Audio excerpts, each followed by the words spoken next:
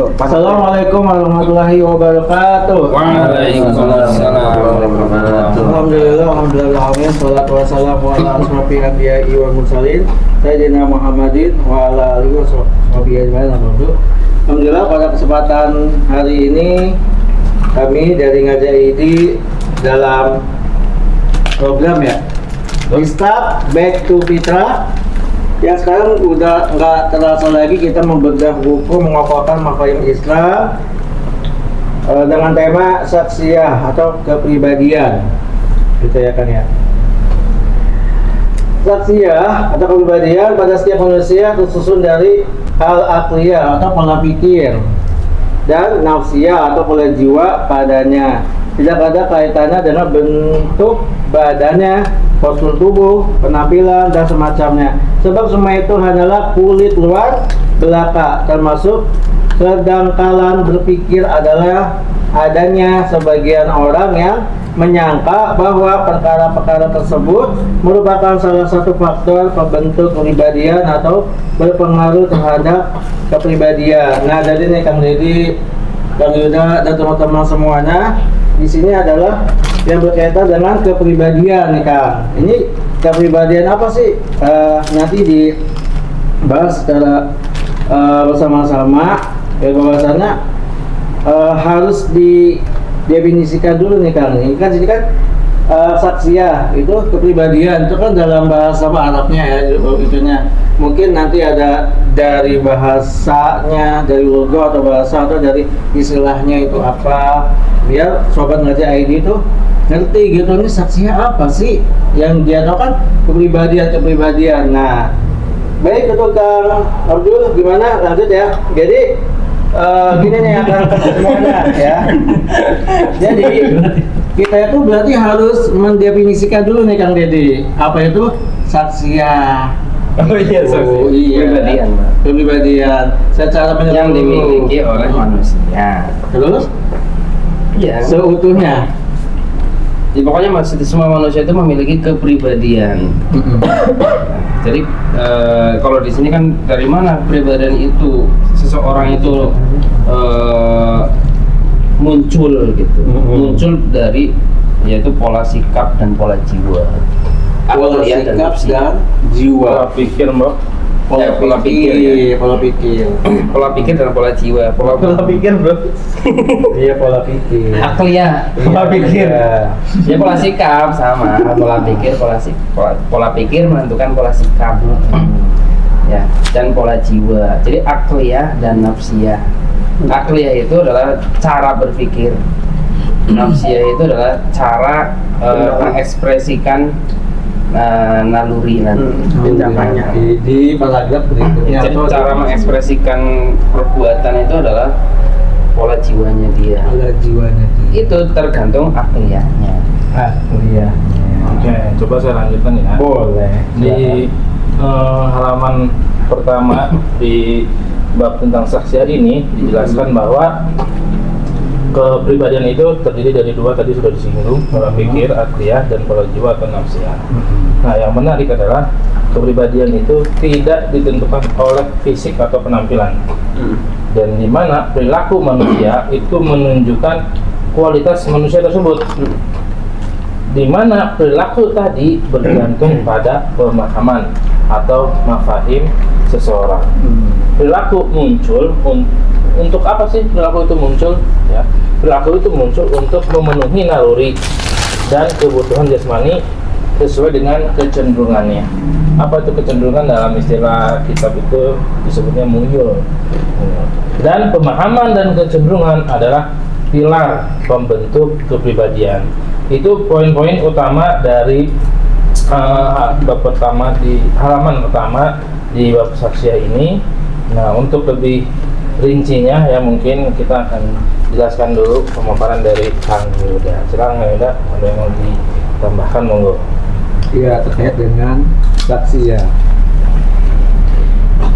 Jadi tadi ya yang dibacakan oleh Kang Majid itu sebenarnya ini pro kontra di kalau pembahasan di kitab ini dengan pembahasan di Jurnal Ilmiah Internasional. Ini tolong nanti di cek cari nanti tolong dikritik. Nah, jadi ini adalah pendapat mayoritas para ahli, terutama ahli psikolog dari mulai tahun 1900-an lah. Oh iya. Kurang lebih tepatnya tahunnya detailnya seperti apa nanti bisa dicari sendiri. Tetapi menurut para ahli psikolog itu ya jadi salah satu faktor yang mempengaruhi kepribadian itu adalah faktor fisik. Karena fisik itu menyangkut faktor genetik. Seseorang itu akan memiliki kepribadian A, B, C, D juga dipengaruhi karena faktor fisik genetik yang dia bawa dari sejak lahir. Menurut jurnal dari para ahli psikologi itu bahkan menyebutkan bahwa jadi pada saat ada anak kembar secara genetik sama, identik ya, dan ternyata berbanding lurus dengan pola kepribadiannya, kurang lebih sama ternyata kepribadian di antara keduanya, sehingga ini memunculkan sebuah ilmu di dalam psikolog itu bahwa kepribadian itu ditentukan oleh salah satunya adalah faktor fisik, berbeda dengan yang tadi disebutkan di sini. Makanya buku ini mungkin mengkritik. Nah, nanti tolong dibantah apa kesalahannya, ataukah kita sepakat terhadap itu, ataukah itu salah. Nah, nanti tolong dibahas lebih lanjut karena paragraf ini ada untuk membahas itu sebenarnya. Mungkin lebih tepatnya di era sekarang itu kan mungkin kalau tadi kan fisik ya, dan kadang tuh sekarang itu kepribadian seseorang tuh terletak pada benda malah.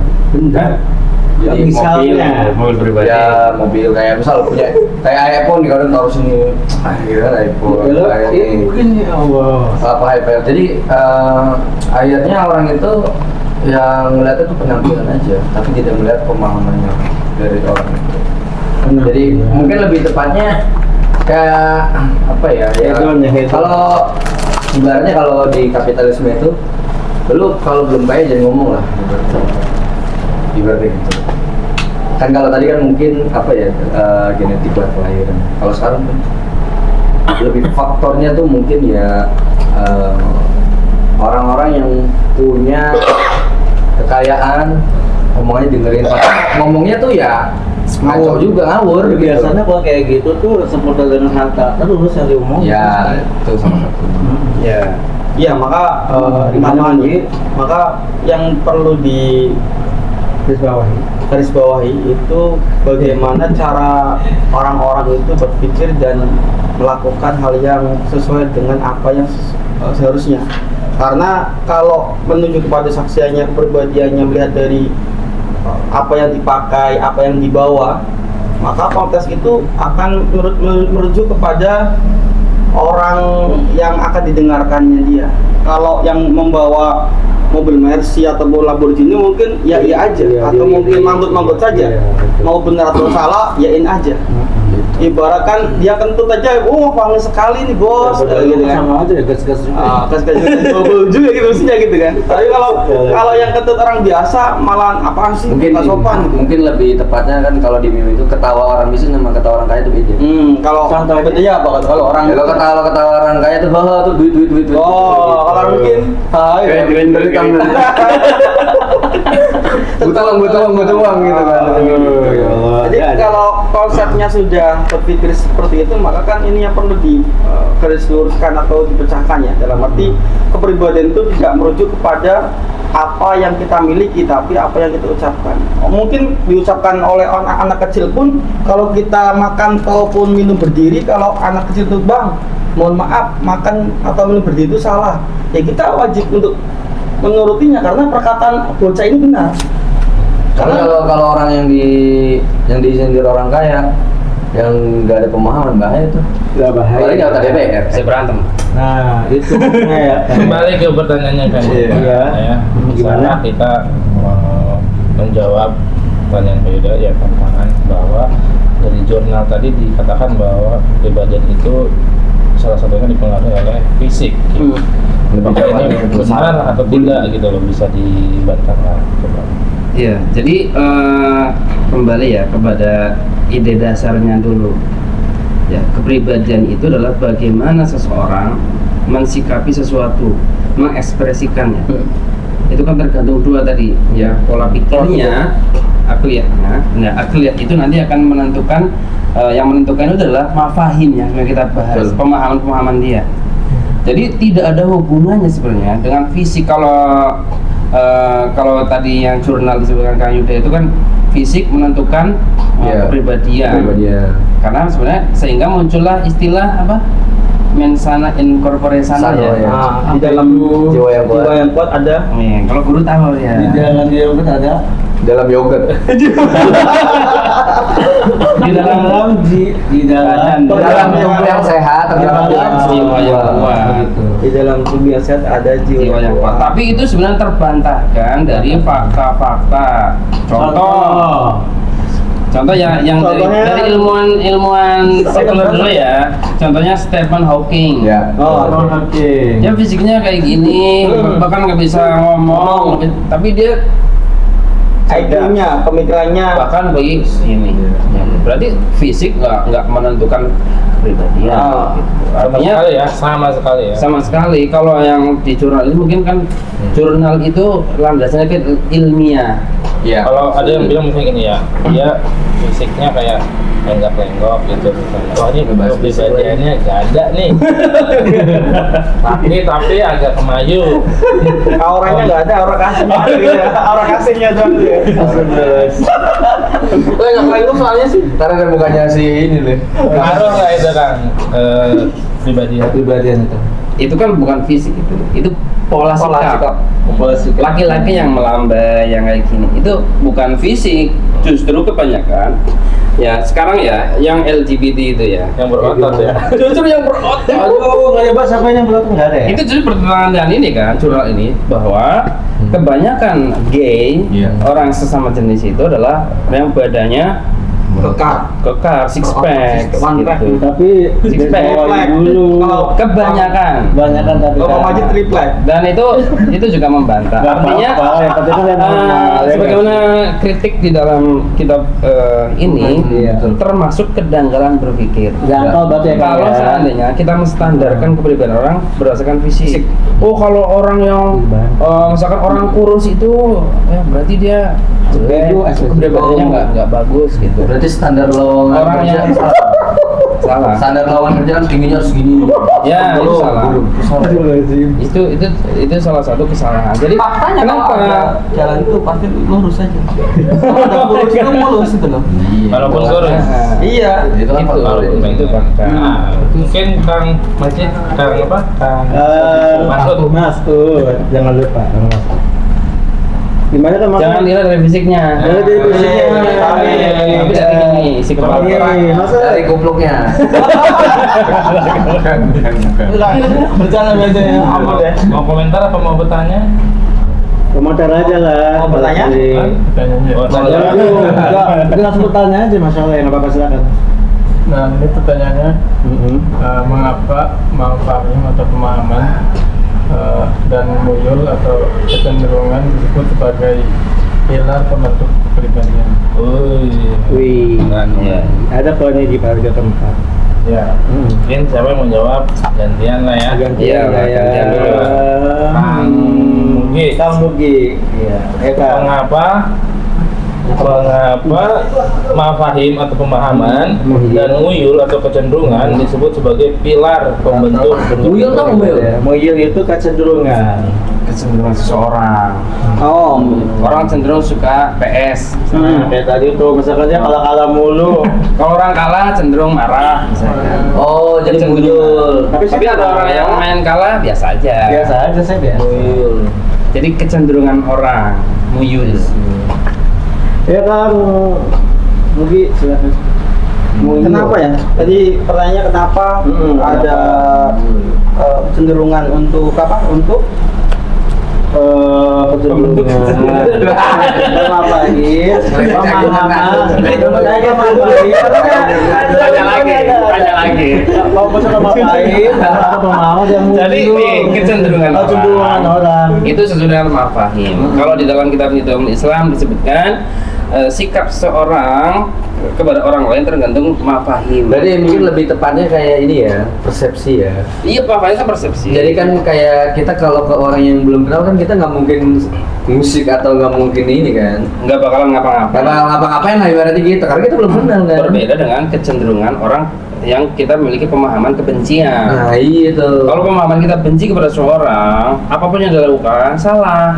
Dan akan selalu kita. Apalagi kalau sampai fanatik ya. Iya. Parah banget.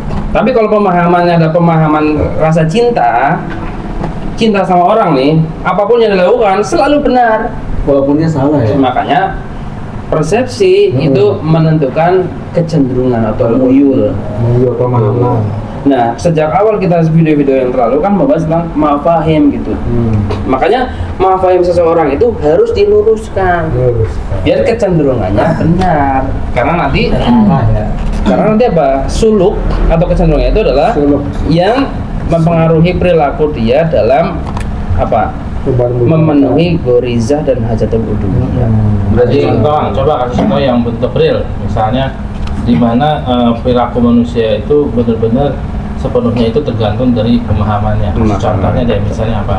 Contoh nih ya, seandainya antum kan manusia nih lapar. Kemudian ada temen nih bawa makanan, Ada setnya ya. Ada set. Biar Antum baca tuh komposisinya ternyata mengandung unsur B2 misalkan. Ada B1 enggak? Ya, atau pork lah. Ya, mengandung unsur babinya. Nah, kalau antum pemahamannya itu mengatakan di kepalanya bahwasanya babi itu haram, selapar apapun antum nggak mau makan. Tapi kalau pemahamannya mengatakan babi itu boleh saja, maka dia cenderung untuk makan. Jadi kecenderungan kita terhadap suatu makanan pun ya atau minuman sesuai pemahaman kita. Jadi ibaratnya kecenderungan itu yang mendorong aktivitasnya dia. Ya, atau misalkan kita mencari pasangan. Kecenderungan orang yang sudah ngaji ya, pasti pengen istri yang udah ngaji juga. Gitu. Saya pengen cari pasangan yang soleha, yang sudah pakai jilbab syar'i, kemudian yang udah ngaji. Oh ya, kalau perlu dia sudah pemahamannya tinggi. Tapi kalau orang yang nggak ngaji, ya dia mencari jodohnya di mana? Ya di mall, cari mau kemana? Nah orang di mall, siapa tahu ketemu jodoh. Ya, Di kafe, di pasar, ya ketemu jodoh di pasar. Kecenderungan dia mencari jodohnya di tempat-tempat yang seperti itu. Karena apa? Pemahaman dia bahwa mencari jodoh tempat seperti itu tuh bisa. Tapi kalau orang udah ngaji, kecenderungannya mungkin kalau yang fenomenanya tuh kalau orang pengen nikah pasti biasanya pacaran dulu. Nah, karena pemahaman dia mengatakan pacaran itu boleh. Iya. Kalau misalnya tadi kan kasusnya dia udah tahu nih mengandung yang haram ya kan. Pemahaman dia boleh nih haram nih. Tapi secara perilakunya nggak apa-apa lah sekali-kali gitu. Nyobain sih yang haram Berarti kan padahal seharusnya kan perilaku dia sepenuhnya tergantung pemahamannya kan. Iya. Pemahamannya udah benar nih. Oh ini udah. Tapi mau coba-coba tindakannya cuma mau coba gitu. Jadi itu coba-cobanya ini kan kecenderungan itu yang mendorong itu. Ya, Gimana? itulah nanti makanya sebenarnya di pembahasan selanjutnya ya. Jadi kalau orang mafahimnya sudah benar, ya pola jiwanya benar. Jadi kalau pola mafahim dan pola jiwanya, pola akliyah dan nafsiyahnya udah pas, itu akan memunculkan kepribadian khos. Ya host. Jadi kepribadian memiliki ciri khas. Tapi berbeda dengan orang yang pemahamannya sudah benar, tapi pola jiwanya itu berbeda dengan pemahaman dia, maka dia tidak memiliki pemahaman khos. Cenderung akan berubah-ubah. Nah, berarti kalau orang seperti itu pemahamannya sudah mengatakan ini, sedangkan kecenderungan dia kemudian pola sikapnya dia itu berbeda, dia tidak memiliki pemahaman khos gitu. Pemahaman yang identik ya, pemahaman yang berbeda dengan yang lain. Maksudnya punya ciri khas gitu. Nah, Islam itu ada ciri khasnya.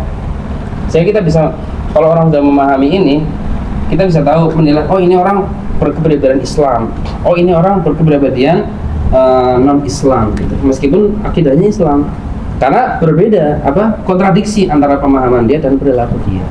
Satu sisi. Jadi tidak memiliki keberadaan khas. Iya. Ya. Nah, orang-orang yang non Islam juga kalau sudah keluar pemahaman non Islam, ya, kemudian kecenderungan Islam itu khas juga. Orang-orang kafir itu khas banget kan. Babi makan, seks bebas. Itu ciri khasnya orang non Islam gitu. Sedangkan kalau ada orang Islam pemahamannya kan harusnya seks bebas nggak boleh, zina nggak boleh. Tapi dia berzina, maka dia tidak memiliki pemahaman khas kan.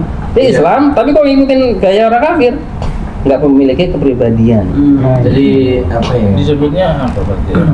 Kepribadian Ya enggak kepribadian. kita sama Bukan ganda, jadi dia tidak memiliki kepribadian. tidak memiliki. Oh, malah Pelan itu ya, pelan. Orang itu kayak nggak punya prinsip loh. Nggak punya prinsip. Jatuhnya gitu. Atau ada nggak yang sebaliknya, justru misalnya Gimana? dia nggak memiliki pemahaman bahwa ini tuh haram gitu ya, misalnya tadi contohnya, tapi kayaknya nggak suka aja lah, nggak enak gitu, atau misalnya takut ada cacingnya misalnya, katanya babi itu kan penyakit gitu loh, bukan karena haramnya Haramnya. ya, jadi Iya, tetap sama aja ya. pemahaman dia menentukan perilaku. Ada nggak orang yang sikapnya Islami tapi pola pikirnya nggak Islam? Oh, banyak. Banyak. Ya, misalnya apa? Banyak. apa? Kan banyak. Banyak sebutkan satu aja. Mana sebutnya? Banyak bro. Baru kali ini ya MC ditunjuk. Nah, apa kalau anak kan memang bebas mau jawab apa aja. Iya, Contohnya apa banget? Kalau anak kan nanti Orang apa tadi? tahu lah. Pola sikapnya Islami tapi pola pikirnya enggak gitu. Sikapnya Banyak. Islami, sikapnya Islami, Ah. pola pikirnya nggak Islami. Ya, contohnya adalah Satu. orang non Islam misalkan, ya dia tidak mau memakan babi misalkan, karena Dua. Apaan sih orang belum selesai ya, satu dua, seandainya satu. gitu Oh, iya, ada. iya. Saya juga dia adalah di beberapa video saya pernah nonton. Saya walaupun ini mengharapkan babi kok, di ajaran agama saya itu babi itu haram. Islam. Yesus nggak pernah makan Kristen babi. Advance. Iya kan? Iya. Itu kan seolah-olah pemahaman dia Islami gitu, cocok dengan pemahaman Islam. Cocok. Tapi walaupun dia bukan non Islam. Atau mungkin dari perspektifnya mungkin menurut Atau dia ada juga sains. orang yang kafir Ya, betul. tidak mau berzina juga ada. Ada. Orang Eropa, orang Amerika yang masih memegang prinsip ya bahwasanya pernikahan itu hal yang wajib sakral. Itu ada walaupun dia bukan Islam.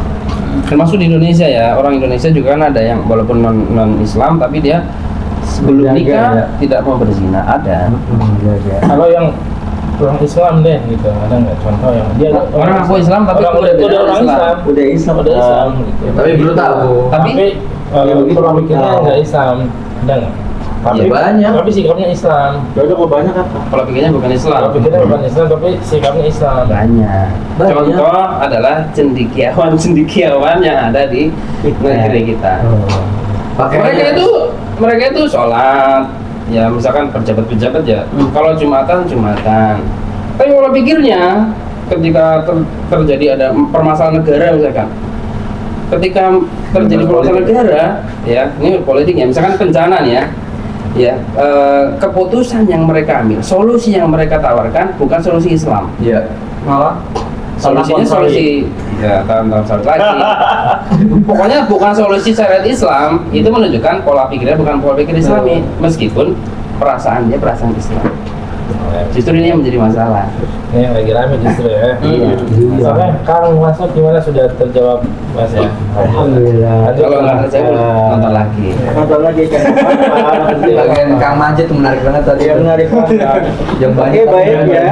Jadi yang berikutnya, adapun makna pemikiran, maka itu adalah apabila maknanya tergabung dalam lafaz, gitu kan? Iya.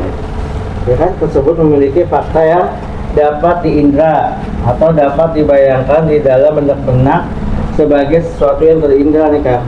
Maka tersebut menjadi mafhum atau pemahaman, persepsi atau konsepsi. bagi siapa saja yang dapat mengambilnya atau membayangkannya di dalam benak. Sebaliknya tidak menjadi mafhum bagi orang yang tidak mengindra dan tidak membayangkannya, meskipun dia dapat memahami makna kalimat yang disampaikan kepadanya atau yang ia baca. Berarti tadi Ini udah dibahas nilai sih semacam tadi atom tadi ya. sebelumnya. Jadi memang Jadi pemahaman itu adalah makna pemikiran. makna pemikiran.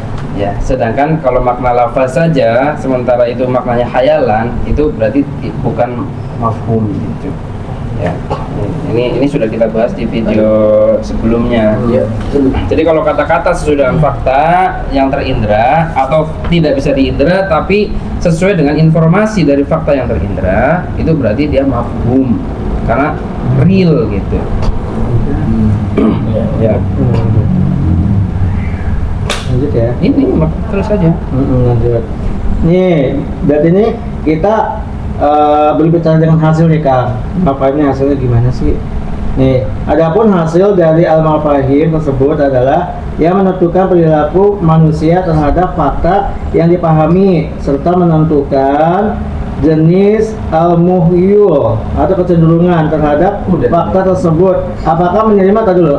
Apakah menerima atau menolaknya nih Kang? Kan ada ini. Menerima atau menolaknya. Kadang juga dapat membentuk kecenderungan khusus dan selera tertentu baginya. Masya Allah, sudah dibahas juga tadi ya. Tapi di sini ada kata-kata menerima atau menolaknya gitu loh Kang Deddy, Kang Yuda dan teman-teman semuanya. Itu berarti setiap manusia itu dia memiliki mafahim yang kecenderungan yang berbeda-beda gitu. Kayak tadi Kang Abdul bilang, dia maksudnya nggak tahu ya, misalkan dia orangnya nggak ngerti itu mafahim apa atau gimana, tapi dia nggak mau zina gitu kan, dia nggak mau makan babi, tapi dia nggak mau aja gitu, bukan karena haramnya, bukan karena zina itu, bukan karena larangannya kayak gitu. Jadi kan ini ada istilah apa tadi, cenderungan dalam menerima atau menolaknya kayak gitu. Jadi tadi sudah dibahas juga sama teman-teman Kang Mugi sama Kang Raul juga kayak gitu kan.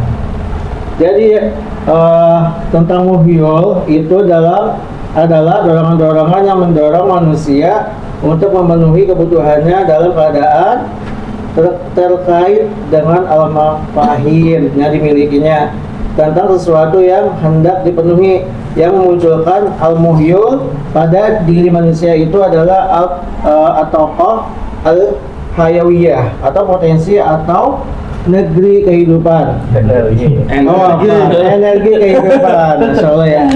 Yang mendorongnya untuk memenuhi naluri dan kebutuhan jasmaninya, serta pengkaitan yang terjadi antara potensi kehidupan dengan mafahim kayak gitu. Jadi ini juga kayaknya udah nih. Jadi kan memang potensi atau energi kehidupan itu kan memang relax banget ya di dalam pemahaman seseorang. Iya. Kalau misalkan dia tidak relax Sesuai dengan kenyataan. Oke, yes. Apa potensi apa? Potensi banget gitu. Dia bisa memilih gitu, bisa memilih antara dua, menerima atau menolaknya di dalam hal fakta-fakta tersebut. Jadi disebutkan tadi tokotul hayawiyah. Ada dua. Iya, potensi. Apa? Satu. Ya satu-satu ya tadi. Hajatul dunia. Iya. Terus Goris. Itu tokotul hayawiyah. Ya, jadi tokotul hayawiyah itu ya, itu yang pemenuhannya tergantung muyul kecenderungan itu, kecenderungan seseorang tergantung mafahim, tergantung pemahaman. Biar lebih mudah dipahami. Contoh, saya mau sedikit nih agak. Jadi sebenarnya kan ada ayat Al-Quran, jika hati itu baik maka seluruhnya baik. Hadis. Hadis. Nah itu hadis itu hati, maksudnya pure hati atau pemahaman? Itu pemahaman. Pemahaman kan maksudnya kan. Al-qalbu itu pemahaman. Berarti kalau seandainya kalau kolbunya itu tidak baik, berarti kan pemahamannya nggak baik tuh. Iya betul. Maksudnya kan masuk tuh tadi kan di situ kan. Jadi kalau dalam bahasa syariat ya Al-Qur'an atau hadis, al-qalbu itu bisa bermakna hati, bisa juga bermakna akal. Ya, contoh yang di surat Al-An'am itu kan lahum qulubun la yafqahuna biha. Mereka diberikan hati tapi tidak digunakan untuk memahami. Iya. Betul. Hati kan ini kalau di dalam maknanya, tapi memahami fungsi akal. Berarti hati di situ adalah mereka diberikan akal tapi tidak digunakan untuk memahami. Maka makna qalbu itu adalah maknanya ada akal. Sedangkan akal itu apa? Akal itu adalah apa coba ingat? Proses. Cara mendefinisikannya ya. Kan yang bertempat komponen itu. Iya. Proses berpikir. Ya, akal itu proses berpikir. Jadi kemampuan seseorang untuk mengkaitkan fakta yang diindra dengan informasi yang ada di otak. Ya, itu bahasa simpelnya. Itu yang disebut akal atau qalbu. Kalau akalnya baik, seluruh tubuhnya baik gitu. Itu kan tadi kan ada maksudnya di situ kan dijelaskan boleh maksudnya pilihannya dua ya maksudnya Dua. boleh memilih boleh tidak gitu. Nolak dan memilih. Sesuai pemahaman.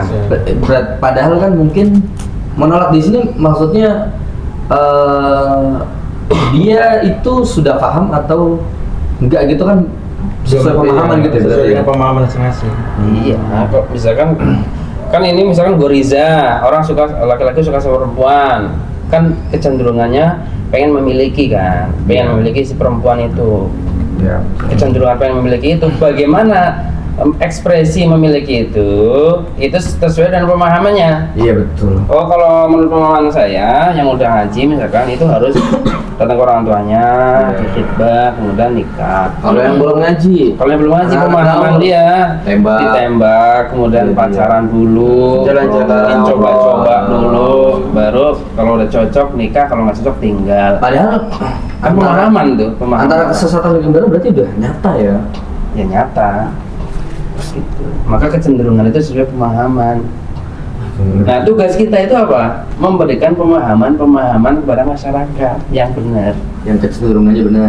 Iya, sehingga kecenderungan masyarakat jadi benar. Nah, tugas antum semua Bisa nggak kecenderungannya itu tidak sesuai dengan pemahamannya? Bisa nggak manusia memiliki kecenderungan yang tidak sesuai dengan pemahaman? Gimana itu caranya? Maksudnya Ya ada nggak atau bisa, biar orang nggak bisa. Robot paling mah. Iya.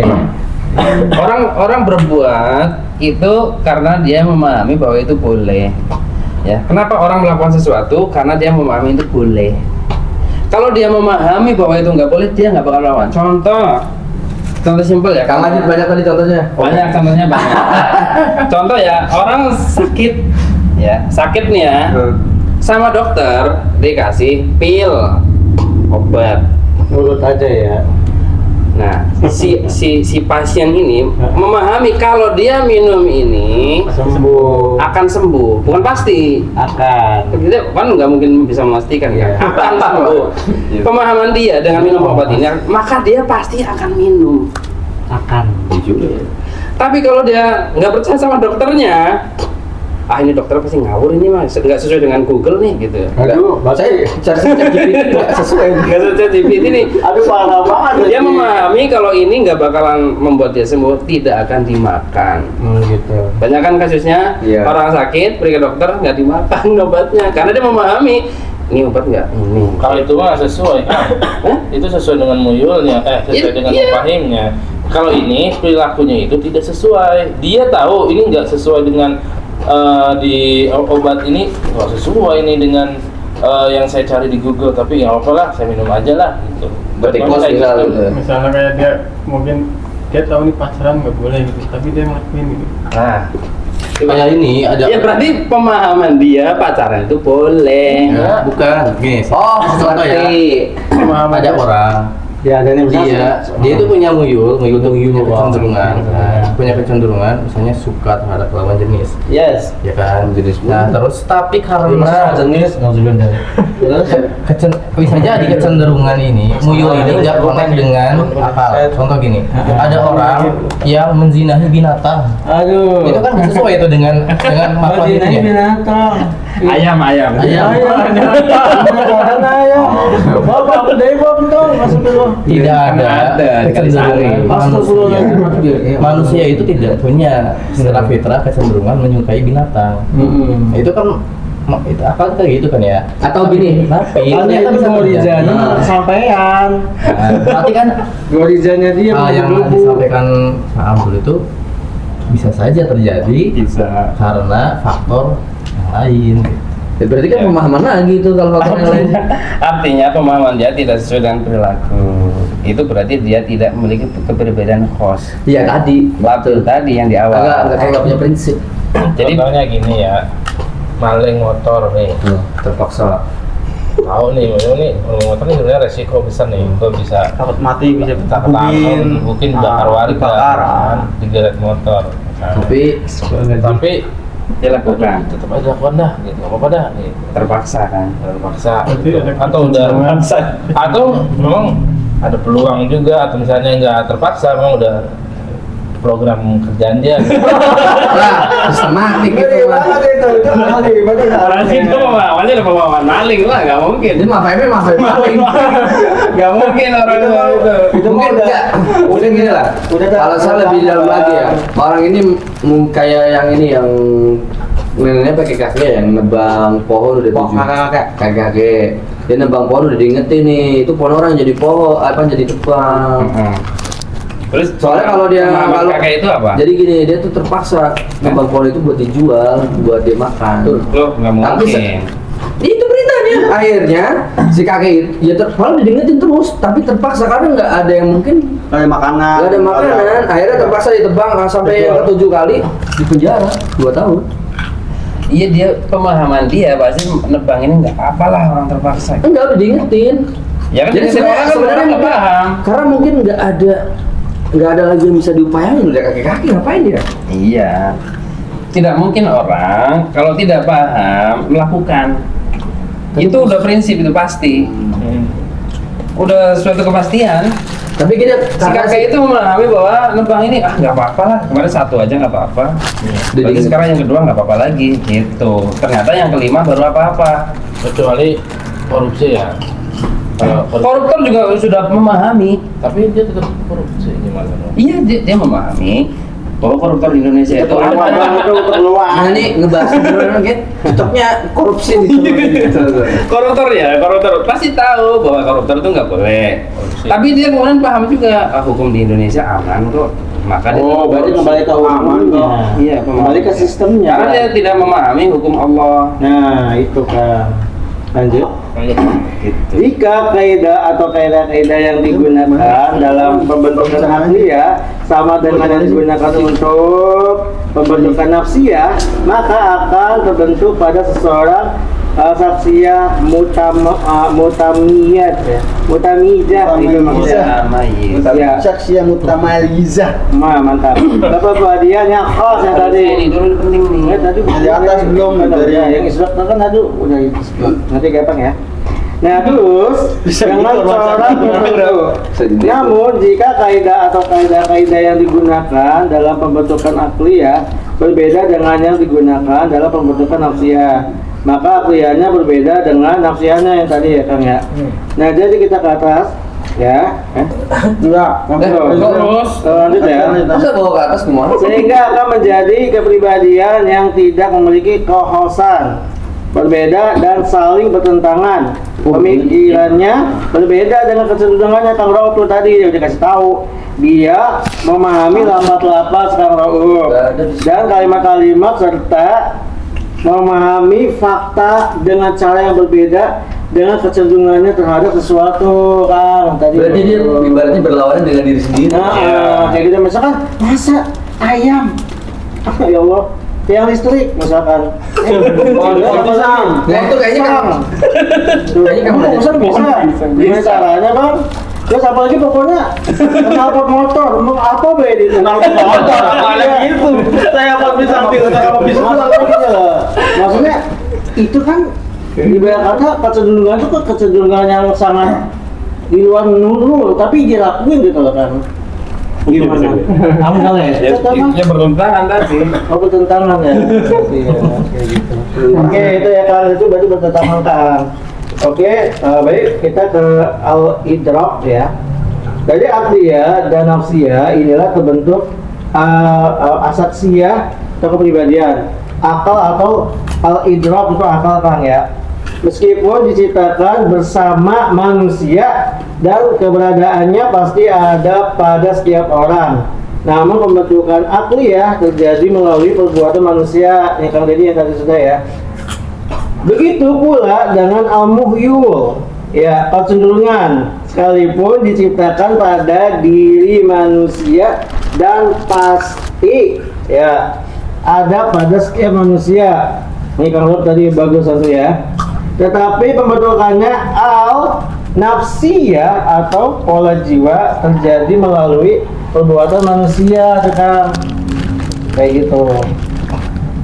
Karena keberadaan kaidah atau kaidah-kaidah yang dijadikan sebagai tolok ukur bagi informasi dan fakta ketika terhubung itu adalah yang mengkristalkan makna sehingga menjadi mafhum juga. Karena perpaduan yang terjadi antara al-dawafi atau dorongan pemenuhan dan al-mafahim adalah yang mengkristalkan dorongan menjadi al-muyul kali ini ya, kecenderungan.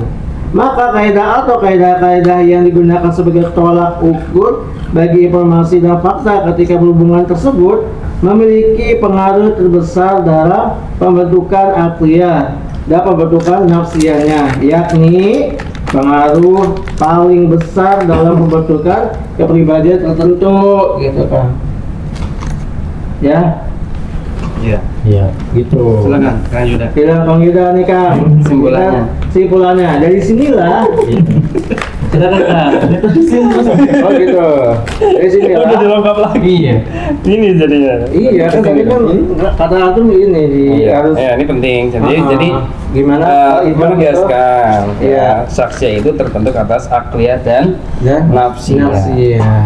Tapi sekali lagi ya, jadi ada kaidah-kaidah tertentu ya yang terhubung. Kenapa pemahaman seseorang itu mengkristal di sini tadi? Kenapa? Apa namanya? Itu kan sesuai dengan ad-dawafi, dorongan untuk memenuhi. Ngadawafi. Misalkan tadi orang sudah paham, itu misalkan berzina itu haram, ya kan? Berzina itu haram. Sedangkan dia muncul syahwat, gitu. Syahwat itu akan mendorong seseorang berperilaku memenuhi. Dia mau nafsu ya lawan diri sendiri ya. Iya, itu kan dorongan untuk melakukan sesuatu. Iya betul, ada dorongan. Karena dia tidak ada yang memenuhi atau tidak ada yang untuk memuaskan dan sebagainya, maka dia tadi bisa ke binatang gitu dan sebagainya.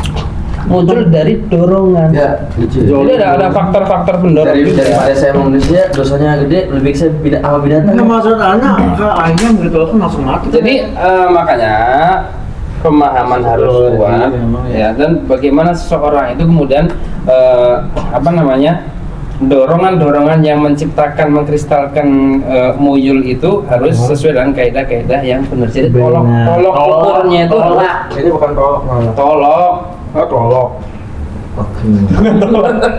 yang benar itu tolok. Sebenarnya gini, tadi ya, saya berpikir ini karena saya beberapa kali mengajar di SMK ya sebelum sekarang. Oke, lain ini yang tadi bilang sebelum itu. Bukan, ini tadi karena fokus ke zina. Jadi banyak persepsi anak-anak muda sekarang itu, saya biar keren, biar sesuai dengan yang lainnya. Maka kalau saya nggak punya pacaran, berarti saya ada kelainan. Culun gitu ya. Ada kelainan atau mungkin nggak sesuai dengan. Nah itu kan perlu diluruskan pola berpikir. Ya, itu kan dorongan seseorang melakukan sesuatu karena dia pengen dirasa jadi keren, yang mendorong dia melakukan perbuatan itu. Pada pemahamannya itu udah benar, pacaran itu nggak boleh. Tapi ada sesuatu yang mendorong, lingkungan misalkan. Nah, Lingkungan teman-teman dia pacaran semua. Kalau yang nggak pacaran dibilang cupu, dibilang nggak laku dan sebagainya. Sehingga mendorong dia untuk melakukan pelanggaran tadi terhadap pemahaman dia. Ya, jadi pemahamannya menjadi kacau.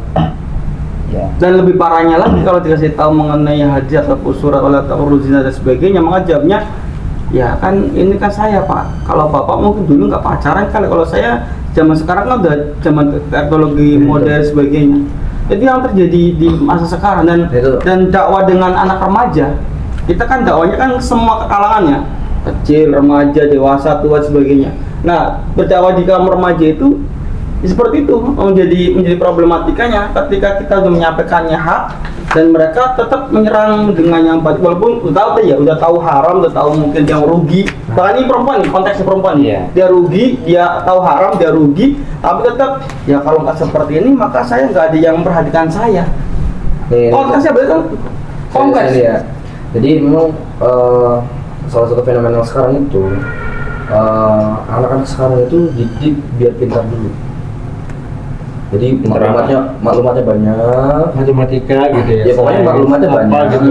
Ya. Terus Alhasil dia maklumat itu tidak dijadikan mafahim untuk dirinya, hanya sebatas intelektual aja, Pengetahuan doang. pengetahuan. Akhirnya dia kalau berargumen jago, ngomong jago ini ya, tapi di dalam dirinya kacau. Ya, tahu nggak? Fun fact. Jadi strategi Al-Albani itu menyebutkan di antara cara-cara Barat itu untuk melemahkan umat Islam satu. ya, itu adalah menanamkan mafahim atau persepsi Barat kepada umat Islam. Yang paling utama adalah melalui jalur pendidikan. Ya, makanya orang yang sekolah ya SD, SMP, SMA, 1, S2, S3 bukannya malah menjadi dekat, semakin taqarrub ilallah, tapi semakin jauh. Karena persepsi atau mafahim yang diajarkan di sekolah itu bukan mafahim Islamiyah, tapi mafahim al-Ghurabiyah, mafahim Barat. Maka tadi wajar saja kalau ada seorang siswa dia muslimah, kemudian dia berpacaran, karena di dalam pemahaman selama ini di sekolah itu tidak pernah diajarkan bahwa pacaran itu haram. Kemudian kita mendatangkan pemahaman kepada anak sekolah, wahai anak sekolah, pacaran itu nggak boleh haram.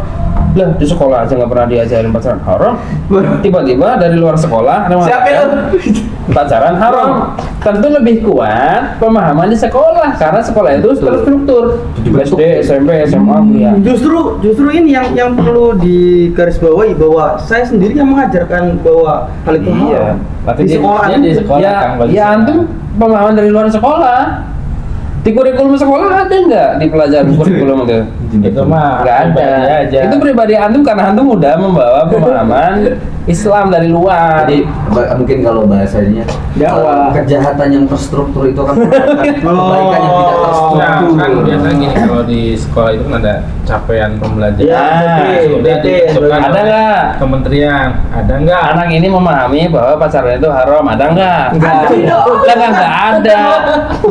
Prestasi termasuk. Bentar. Yang menjadi konsepnya itu kan pembelajaran mengenai zina itu haram. Itu ada. Dalilnya ada ya, dijelasin di pelajaran. Ada. Tapi Iya sih, udah disampaikan mengenai pacaran. iya, pacaran enggak gitu. Tapi konsepnya yang saya terangkan itu memang di kurikulum zinanya itu ada, dan Zina itu ya dalilnya, semua dalilnya. orang yang itu memahami zina itu haram. Tapi Termasuk penjelasan saya pacaran. pacaran itu tidak ada di kurikulum. Iya, saya hanya menambahkan mengenai zina itu termasuk pacaran iya. Tambah ada sendiri. Kalau edit ya. Iya. Enggak, maksudnya Edit berarti. bukan maksudnya tadi ya mengenai zina dan mengenai saya pemaparan kepada anak itu termasuk contohnya pacaran, termasuk ini itu hanya Itu kan antum di guru. Di satu sekolah ada berapa guru?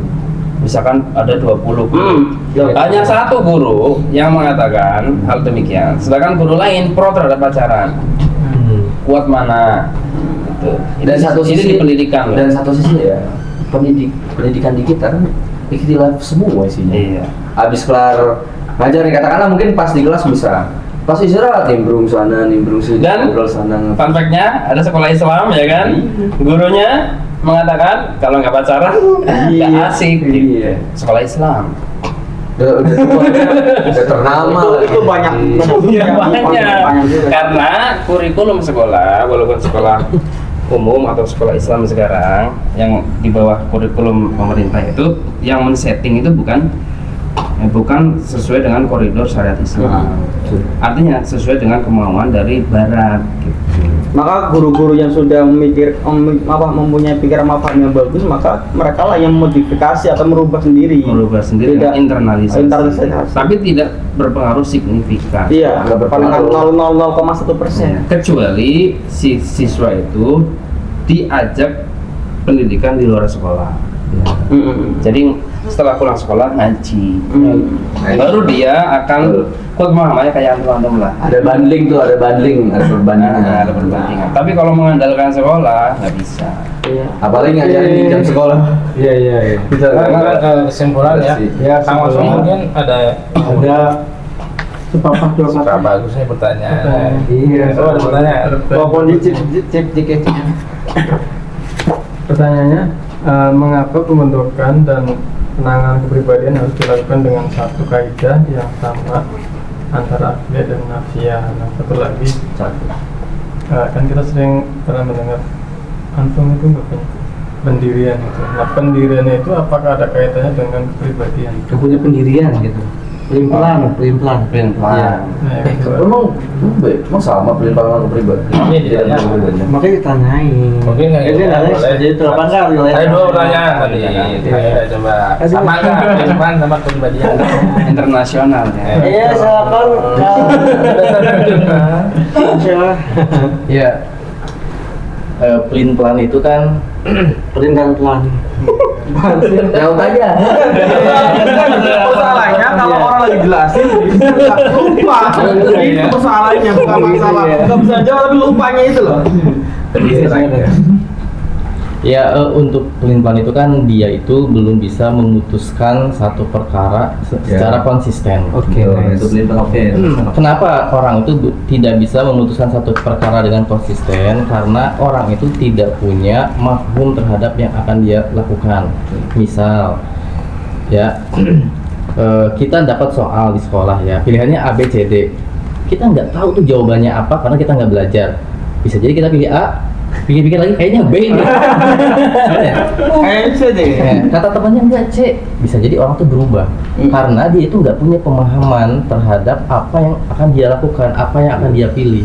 Nah makanya sehingga orang itu jadi tidak punya pendirian yang kokoh, dia tidak punya pemahaman yang kuat, juga tidak dilandasi dengan maklumat sebelumnya gitu, maklumat yang nggak ada dihadapkan dengan situasi yang dia belum pahami. Kayaknya dia akan dengan mudah untuk bergeser atau disebut inkonsisten dalam perbuatan. Hari ini misalnya ngaji, besok nggak ngaji.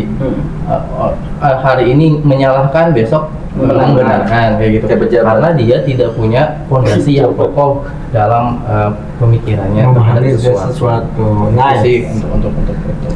Ya gitu ya Kang ya. Tadi pejabat kita kayak gitu ya. Nah, bedanya kalau yang dia udah konsisten, pasti dia tahu jawabannya dari soal tersebut dan nggak akan terpengaruh dengan Iya, itu konsekuensinya. Tapi kalau pejabat itu klarifikasi dulu gimana ya? ya itu emang udah habit ya. Berarti Prin? Oh ya, Biasa. Berarti ada kaitannya ya sama kepribadian ya?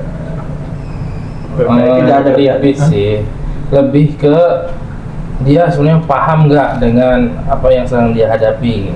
Misalnya contoh soal ya, kalau soal itu kalau dia nggak tahu, nggak ngerti, maka dia tuh bingung kan jawabannya yang mana ini gitu, karena dia nggak ngerti, pemahamannya nggak belajar, nggak ada informasi yang masuk ke dia, jadinya bingung dia, kali ya, udah aja gitu. Tapi ragu, akhirnya coba yang nomor 7 apa sih? B. Oh iya kayaknya B deh. Ntar kayaknya lebih cocok yang C gitu. Lama-lama sampai udah. Kayak gitu. Jadi ragu. Kayaknya Beda kalau dia sudah mendapat pemahaman, maklumat. Oh ini mah sudah belajar saya semalam, ini jawabannya B ini. Jadi mungkin kalau orang kepribadian itu mungkin kalau udah punya pemahaman, terus dia juga punya mentor, dia punya kontrol yourself, itu saya jadi punya kontrol terhadap diri sendiri, itu mungkin bisa mengatur kepribadian Iya. gimana gitu. Makanya kan Iya. kalau belajar tuh butuh namanya pendampingan guru tadi kan, berguru dan ada orang. Iya, jadi orang kalau inkonsisten itu menunjukkan dia belum paham, Satu sisi. belum paham. Jadi dia Biar dia ragu-ragu. paham, Hah? biar dia paham harus Dia harus memahamkan, misalkan Harus mencari belajar. pemahaman. Mencari Ya, misalkan contoh kasusnya apa? Pelin-pelan dalam hal apa? nikah gitu maksudnya. Misalkan mau nikah nih, Pendirian yang ini. realnya dong. Misalnya nih bilang dia pengen pizza atau Nah, burger. itu mah remeh banget, remeh. Itu mah remeh sekali. Ya udah kalau itu apa contohnya kan? Pendirian berarti kan Gimana nih? cenderung ke pilihan ya. Berarti kan kalau Ngaji ID. kalau orang bilang oh ini orang udah mau jawab pendirian, berarti kan dia sesuatu. udah punya pemahaman, berarti kan ada kaitannya Iya. dengan kepribadian. Orang tadi sebagaimana saya di analogi obat, orang melakukan sesuatu karena dia tahu akibatnya, paham akibatnya. Itu tuh kata-katanya pas tuh. Ya, kenapa orang mau sakit mau minum obat? Karena dia memahami bahwa minum obat akan menyebabkan dia sembuh, maka dia semangat minum obat. Ya, tapi kalau orang dia nggak memahami ini apa sih, misalkan dikasih jamu dan sebagainya, kadang minum gitu, besoknya kayaknya sama aja nih. Ya pahit ya kan, nggak enak. Dia tidak memahami bahwasanya obat atau jamu yang dia minum itu berproses di badan. Padahal lagi berproses nih, kemudian antum hentikan karena antum merasa kayaknya enggak. Jadi antum tidak memahami khasiat obat ini itu berproses gitu, nggak langsung minum langsung Instan. instan. Gitu. Jadi kalau misalkan antum lagi pengen menentukan sesuatu, kemudian ragu-ragu, antum perhitungkan, harus ada perhitungan jangka pendek, perhitungan jangka panjang, perhitungan jangka panjang sekali. Itu menunjukkan antum paham. Oh, misalkan saya mau nikah nih, kapan nih mau nikahnya? Tahun segini, jangka pendeknya. Biasa aja mukanya, biasa Mau beli aja. modal dulu, modal. Saya memahami dengan nikah itu bahwa nikah itu butuh modal, kumpulin. Ya, kemudian nikah itu untuk butuh apa? Butuh calon. Berarti Kan ini ada dirinci. dirinci kan? Kalau modal sih oke ya. Modal udah ada Calon nih. ya. Cari calonnya. Calon. Cari calon di mana? Kepada orang-orang yang berpengalaman. Saya pasti perempuan kalau laki-laki Perempuan dicarikan. Jangan banyak Oh, ngomongin. saya mau nyarinya gimana? Yang kaya atau yang setara atau yang biasa? Sekufu. Kita memahami kalau cari yang lebih kaya daripada kita pasti Ditindas. Tapi saya kaya. tertindas. Misalkan Nggak, maksudnya saya kaya tahu apa? Curhat. Karena sekufu, kita sekufu. Kenapa antum melakukan seperti ini? Karena antum memahami akibatnya. Jadi tahu akibatnya. Kalau antum nggak tahu akibatnya, kemudian antum melakukan, nah itu pelin-pelan. Namanya pelin-pelan. Pasti berubah. Pasti akan berubah. Besok abu-abu, besok oren. Makanya kita harus petakan. Nah, umat Islam itu kalau kata Ustaz Felix dia pernah bilang itu, bagaimana umat Islam itu merencanakan suatu itu dari ujung. Ada ujung. Ujungnya apa? Ujungnya apa tuh? Surga. Surga, jannah. Surga dulu, berarti jangka panjang sekali. Kita mencari pasangan itu harus yang menuju kepada surga. Kalau tuh, Baru jangka panjangnya, Surga aja. jangka pendeknya gitu. Ini menarik nih. Bagaimana dengan orang yang mohon maaf gitu, dia sudah kaya, sudah berpengetahuan, sudah memiliki segalanya, tapi dihadapi dengan masalah yang mungkin katakan dia tidak sanggup menimpa atau tidak sanggup Nanggung. menanggung yang akhirnya mohon maaf gitu. Bener. Banyak fenomena ya bunuh diri. Nah ini Bapak aja nih, coba Pengalaman. Jadi padahal dia punya pemahaman. Mohon maaf gitu. Padahal Ini aneh kok bisa emang. dan dia bahkan menganggap bahwa nggak apa-apa dan mati yang penting juga menderita. Nah, itu pemahaman dia. Itu udah Enggak, tapi Hatta itu spontan. Dia tuh udah paham. Enggak, maksudnya Hatta itu spontan. Jadi kayak seolah-olah ya memang kan banyak orang kaya yang Iya, kan berarti orang Kan sebelumnya kaya. padahal kan dia pintar. Iya, dia Kan ada pintar. maklumatnya. Terus dia paham bahwa mati itu mengakhiri semuanya. Padahal Pemahaman dia. Sampai akhirnya ya kayak yang coba-coba Jadi Justru itu menguatkan yang kita bahas saat ini. Berarti mohon maaf gitu. Maklumat dia enggak segini. Iya. Maklumat dia yang dibaca itu kalah dengan kecenderungan di saat itu yang mungkin kondisinya lagi gak relate gitu. Pemahaman dia udah kayak gitu. Orang Walaupun, kaya itu. walaupun dia kaya ya. Iya, walaupun kaya. Ada faktanya yang bundir bukan hanya yang kaya. Yang kejar-kejar hutang ya bundir. Yang miskin justru bundir sama anak-anaknya. Iya. Bukan orang kaya doang. Jadi orang yang bunuh diri itu memahami bahwa dengan bunuh diri itu selesai semua perkara. Ada halaman ya Allah, nauzubillah. Pemahaman dia sehingga kecenderungan dia Nah, untuk juga bunuh diri. ada yang ibu-ibu yang nulis saya tahu ibu saya ngelakuin ini salah gitu. Yang bunuh diri ibu Iya, yang ninggalin anaknya. terus? Saya tahu ini semoga nanti bersama ibu di surga apa gitu lah. Ada nggak sih kata? Ya pokoknya ada sentimen gitu lah. Maksudnya dia tuh yang orang yang pelaku bunuh diri itu ngirim surat kayak gitu. Ada yang Ya. bilang saya tuh udah jadi beban. Iya, itu kan retorika. Iya. Jadi retorika dia untuk meninggalkan jejaknya, ya itu. Tapi dengan dia bunuh diri menunjukkan pemahaman dia dengan bunuh diri selesai semua masalah. Itu Ibaratnya itu ya akal bulusnya dia. akal bulus aja, Walaupun dramatisir atau apa. Gitu. Lama, Bang. tadi mau Kemudian kita apa nih? terpengaruh Nah, opini. ini ke Pak, takut lupa. Kenapa? Tadi pendirian apa tadi? enggak tadi yang sempat mau Ya Kang, Ya, silakan berarti kan yang di pendirian ya. kepribadian itu tergantung dari Pemahaman. pemahaman yang paling kuatnya kan. Iya. Jadi walaupun dia misalkan udah paham bunuh diri itu sebenarnya nggak boleh ya, tapi dia pemahaman yang kuatnya itu bisa mengakhiri semuanya gitu. Iya kan? Iya. Maksudnya tergantung pola pikir yang kuatnya gitu. Betul. Misalkan kayak tadi pacaran memang kan nggak boleh ya. Betul. Cuman pola pikir dia yang paling kuat itu ya pacaran boleh ya. Apalah Apalah. Ya, itu tergantung faktor-faktor pendorongnya. Apa yang mendorong dia melakukan itu? Kesimpulan kayaknya ini kesimpulan aja. Iya. Jadi kan ada mafahim, tadi kan ada faktor pendorong untuk melakukan sesuatu. Orang terdorong melakukan sesuatu kan bukan karena dari suatu pemahaman doang, ada yang mendorong. Jadi Misalkan jamaah- dorongan istri juga bisa. Jemaah itu penting berarti ya? Dorong. Iya. Teman. Sama istri didorong oleh Ya. Misalkan orang kerja nih, udah soleh, pemahamannya bagus, istrinya orang. dorong terus, ayolah ini nggak apa-apanya. Akhirnya terjadilah kemaksiatan. Hatta itu orang itu udah bener-bener mafahimnya udah ngotok tuh ya. Iya. Wow, dan Karena ada eksternal faktor itu pendorong. eksternal itu sangat berpengaruh juga ya. Kan kalau apalagi kan cuma 3 godaannya, harta, tata wanita. Iya, iya. Nah itu kan kayak Nabi Adam kan bisa diturunkan ke bumi kan karena ada dorongan kan. Misalkan kan dari Allah itu wakul ini nggak boleh makan. Gimana makan aja? Dan jangan nikah dah. Bisa kesini, Masya Allah. Nice. Nanti itu tafsir gitu ya. Lalu jadi Imam Nawawi aja. Apa jangan sampai jadi Imam Nawawi ntar. Kesimpulannya. Udah. Ini nggak usah baca. Belum. Tadi ada yang belum jawab tuh. Itu yang tahu akidah. Kenapa? Apa? Yang akhirnya harus klop ya? Apa? Gimana? Harus ada kaidah-kaidah ya? Ini udah Mengapa disebut. pembentukan dan Jawabannya.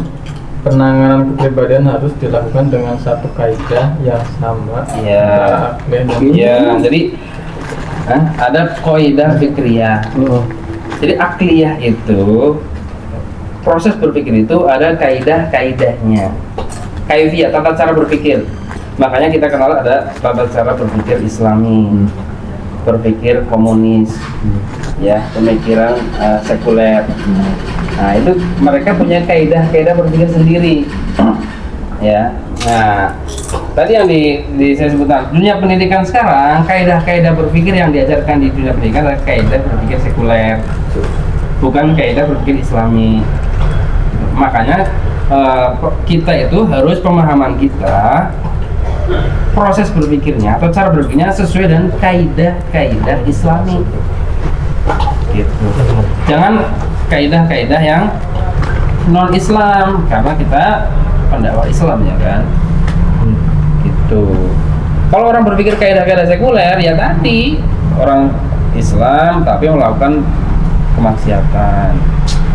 keharaman karena salah dalam metode berpikirnya. Itu kaidah fikriyah. Nah, kaidah fikriyah akan memunculkan qiyadah fikriyah. Nah, itu Nanti sabar. Baik, sobat ngaji ID dimanapun berada, masya Allah ya, luar biasa sekali materi pada saat ini. Kalau misalkan ada komen boleh nanti ya di komen. Alhamdulillah pada kesempatan malam kali ini kita membahas tentang saksiyah atau kepribadian. Semoga Ngaji ID menyimak dan bermanfaat untuk kita semua. Wassalamualaikum warahmatullahi wabarakatuh.